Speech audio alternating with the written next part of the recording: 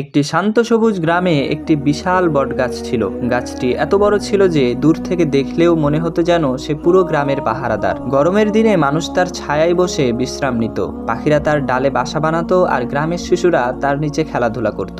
সবাই বটগাছটিকে খুব ভালোবাসতো।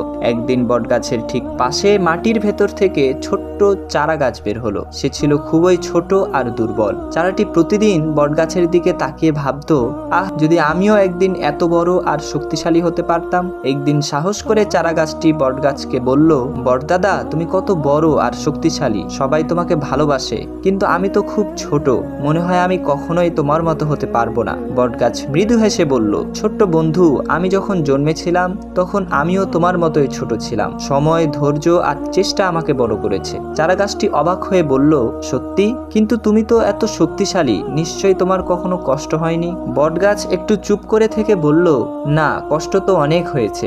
অনেক ঝড় এসেছে, অনেক ডাল ভেঙে গেছে, কখনো প্রচুর রোদে পাতা শুকিয়ে গেছে, আবার কখনো ভারী বৃষ্টিতে মাটি নরম হয়ে গেছে, কিন্তু আমি হাল ছাড়িনি। প্রতিটি ঝড়ের পর আবার উঠে দাঁড়িয়েছি। কিছুদিন পরে গ্রামে বড় একটি ঝড় এলো। বাতাস খুব জোরে বইতে লাগলো। ছোট্ট চারা গাছটি খুব ভয় পেয়ে গেল। সে কাঁপতে কাঁপতে বলল, বটদাদা, আমি তো ভেঙে যাব।